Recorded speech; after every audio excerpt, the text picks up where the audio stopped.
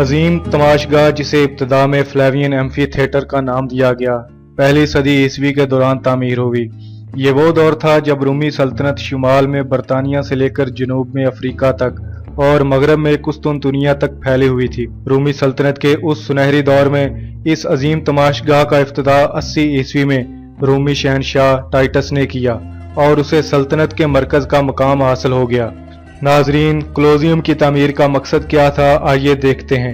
ابتدائی دور میں اسے تفریحی مقاصد کے لیے استعمال کیا گیا اور اس تفریح کا مقصد تھا انسانوں کے ہاتھوں جانوروں کا قتل یا پھر انسانوں کے ہاتھوں انسانوں ہی کا قتل۔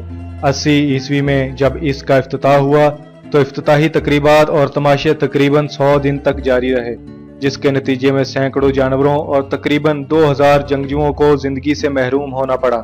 اس تماشگاہ میں ہونے والے اکثر کھیل تماشے سارا دن جاری رہتے تھے۔ صبح کے وقت مزاحیہ نوعیت کے کھیل ہوتے اور دوسرے ملکوں سے لائے گئے عجیب و غریب جانوروں کی نمائش کی جاتی۔ دوپہر کے بعد پیشہ ور جنگجوؤں کے درمیان مقابلے ہوتے۔ زیادہ تر تماشوں اور کھیلوں میں موت ایک اہم کردار ادا کرتی تھی۔ پیشہ ور جنگجو یا تو مطعون کردہ مجرم ہوتے یا قیدی یا پھر غلام۔ انہیں جانوروں سے یا ایک دوسرے سے لڑایا جاتا، حتیٰ کہ کسی ایک کو اپنی جان سے ہاتھ دھونے پڑتے۔ ان کے ہتھیاروں میں جال، تلواریں، برچھے، نیزے اور آتشیں لکڑیاں شامل ہوتی تھیں۔ کبھی کبھار رومی شہری یا عورتیں بھی کچھ دیر کے لیے لڑائی میں شرکت کرتیں، لیکن ان کی شمولیت صرف نمود و نمائش کے لیے ہوتی تھی۔ ایک عام خیال ہے کہ عیسائیت قبول کرنے والوں کو شیروں کا لقمہ بنا دیا جاتا تھا، لیکن اس بات کا کوئی تحریری ثبوت نہیں مل سکا۔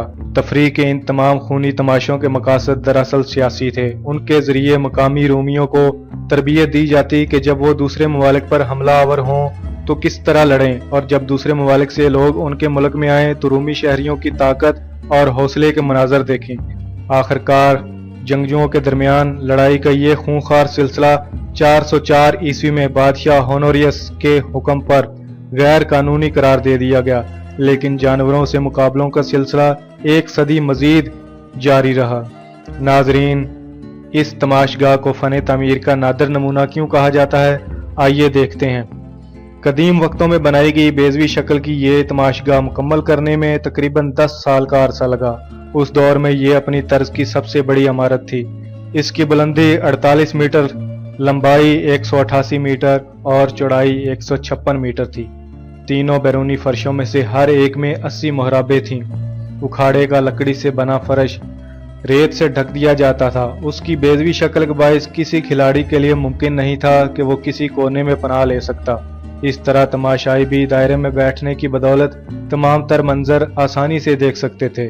اس عمارت کی تعمیر میں جو سفید چونے کا پتھر استعمال ہوا، اس کی مقدار 1,00,000 مکعب میٹر سے زائد تھی۔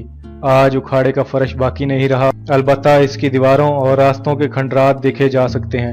اس کے علاوہ وہ سرنگیں بھی ابھی موجود ہیں جن کے ذریعے تماشگاہ سے پانی نکالا بھی جا سکتا تھا اور اسے پانی سے بھرا بھی جا سکتا تھا تاکہ بحری مقابلے بھی منعقد کیے جا سکتے۔ یہ تماشگاہ بڑی ذہانت سے تعمیر کی گئی تھی کیونکہ اس میں بہت سی ایسی خوبیاں نظر آتی ہیں جو جدید دور کے اسٹیڈیموں کا حصہ ہیں۔ نشستوں کو مختلف حصوں میں تقسیم کیا گیا تھا۔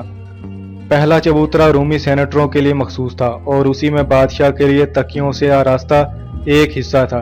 اس چبوترے سے اوپر امراء کے لیے جگہ مخصوص تھی۔ تیسرے درجے کے مزید 3 جزو تھے۔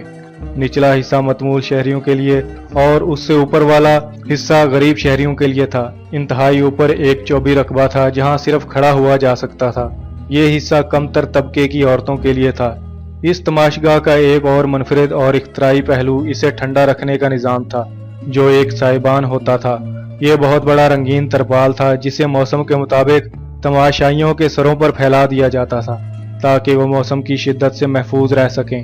یہ رسیوں سے بنا ایک جال تھا جس کے درمیان سوراخ اور باقی حصہ کھردرے کپڑے سے ڈھکا تھا۔ ایک چھت کی شکل میں اکھاڑے کے 2/3 حصے پر پھیلا اور مرکز کی طرف جھکا ہوا تھا تاکہ ہوا کو گھیر کر تماشائیوں تک پہنچا سکے۔ مخصوص چبوتروں پر موجود مزدور حکم ملنے پر اس کی رسیاں ہلایا کرتے تھے۔ یہ تماشگاہ 217 عیسوی تک استعمال میں رہی، پھر آسمانی بجلی کے گرنے سے لگنے والی آگ نے اسے تباہ اور برباد کر دیا۔ 442 عیسوی سے لے کر 1349 عیسوی کے دوران آنے والے 4 زلزلوں نے عمارت کو بہت نقصان پہنچایا۔ اس کے بعد اس عمارت کو ایک قلعے کی شکل دے دی گئی اور ایک مختصر سے رقبے پر گرجا گھر بھی بنا دیا گیا۔ ناظرین، نشستوں کی ترتیب کیسی تھی آئیے دیکھتے ہیں۔ کلوزیم یعنی تماشگاہ میں داخل ہونے والے لوگوں کو اپنی اپنی صنف اور مرتبے کے مطابق ملنے والی نشستوں تک جانے کے لیے ڈھلاندار زینے طے کرنے پڑتے تھے۔ چوتھے درجے پر رکھے گئے لکڑی کے پشتے عورتوں اور غریبوں کے بیٹھنے یا کھڑے ہونے کے لیے تھے۔ وہ تماشائی جن کے پاس ٹکٹ ہوتے تھے زمینی سطح پر موجود دروازہ نمبر 1 تا 76 تک کے ذریعے اندر داخل ہو سکتے تھے۔ وہ تماشائی جن کے پاس ٹکٹ ہوتے تھے زمینی سطح پر موجود دروازہ نمبر 1 تا 76 کے ذریعے اندر داخل ہو سکتے تھے۔ باقی بچ جانے والے داخلی راستوں میں سے 2 بادشاہ ٹائٹس کے لیے اور 2 مقابلہ بازوں کے لیے مخصوص تھے۔ ناظرین، آئیے اس تماشگاہ کی دیگر خاص اور منفرد تعمیراتی پہلو پر نظر دوڑاتے ہیں۔ دراصل اس عظیم تماشگاہ کی جسامت رومی سلطنت کی وسعت، شان و شوکت اور تنوع کی نمائندگی کرتی تھی۔ دنیا بھر سے لوگ اس عمارت کی آب و تاب دیکھنے آتے تھے۔ سینکڑوں انسانوں کے اجتماع کے باوجود اس جسیم اور وسیع عمارت کے اندر آنا جانا حیران کن طور پر آسان تھا، کیونکہ اس میں لوگوں کی آمد و رفت میں آسانی اور سہولت کا باقاعدہ ایک نظام تھا۔ تماشگاہ کے مختلف حصوں کے نمبر تھے جو ٹکٹوں پر لگے ہوئے ہندسوں کے مطابق ہوتے تھے۔ جنگجوانہ مناظر، اپنی قوت اور روب و دبدبے کے اظہار کا یہ ایک نادر اور شاندار تعمیراتی نمونہ تھا۔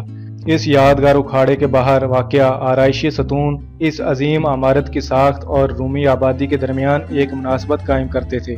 ان آرائشی ستونوں میں ہمیں 3 طرح کی روایتی ترتیب نظر آتی ہے۔ زیریں سطح پر واقع ڈورک ستون ایک مناسب جسامت کے آدمی کی قامت کے مطابق یعنی 6 فٹ کے تھے، چنانچہ روم کا ہر شہری ان میں سے گزر کر تماشوں کے اس مرکز سے لطف اندوز ہو سکتا تھا۔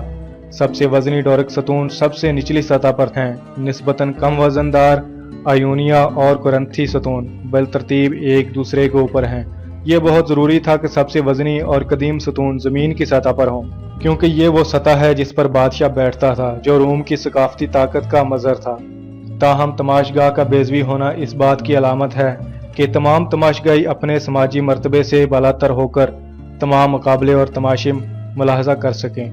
نقشے کی ایک اور خوبی اس کی محرابوں کی ترتیب سے بھی ظاہر ہوتی ہے، جو عمارت کا وزن اس طرح بانٹ دیتی تھیں کہ تماشگاہ زیادہ سے زیادہ بوجھ برداشت کر سکتی تھیں۔ در حقیقت تماشگاہ کے محل وقوع نے ایک عام رومی شہری کو بھی اس حد تک متاثر کیا تھا کہ وہ اپنے آپ کو ریاست کا ایک اہم فرد محسوس کرتا تھا۔ یہ تفریحی مرکز بالکل اسی جگہ بنایا گیا تھا جہاں بادشاہ نیرو کے محلاتی باغوں کی سب سے بڑی جھیل ہوا کرتی تھی۔ مقصد یہ تھا کہ عوام کو وہ جگہ واپس کر دی جائے جو نیرو نے اپنی ذاتی تفریح کے لیے ان سے چھین لی تھی۔ یہ کلوزیم یا تماشگاہ عوامی اجتماعی مقامات اور بازاروں کے متوازی واقع تھا اور شہر کے مرکز میں ہونے کی وجہ سے تمام شہریوں کی پہنچ میں تھا۔ عمارت کے نقشے کی پیچیدگی دراصل اس بات کی نمائندگی کرتی ہے کہ رومی فن تعمیر کس قدر ترقی یافتہ تھا۔ کھیلوں کے لیے مخصوص بیضوی شکل کے میدان کے ساتھ جڑے ہوئے زمین دوز تہہ خانے بھی تھے جو جنگجوؤں اور جانوروں کے لیے مخصوص تھے۔ یہ کمرے بہت پیچدار اور ایک دوسرے سے متصل تھے۔ ان میں ہر ایسی چیز موجود تھی جسے لفٹ کے ذریعے اکھاڑے میں لے جا کر ہر مطلوبہ منظر تشکیل دیا جا سکتا تھا۔ انسانوں، جانوروں اور سامان اوپر لے جانے کا یہ نظام ایسا زبردست تھا کہ ایک ہی وقت میں 100 تک شیر اکھاڑے میں پہنچائے جا سکتے تھے۔ کسی تماشے کے لیے تمام مطلوبہ اشیاء لکڑی کے اس فرش کے نیچے جمع کی گئی ہوتی تھیں۔ اس رومی فن تعمیر کی آخری مثال اس کا تعمیراتی مسالہ تھا، جس کی مضبوطی اور پائیداری کی وجہ سے تماشگاہ کو اتنا بلند بنایا جا سکا۔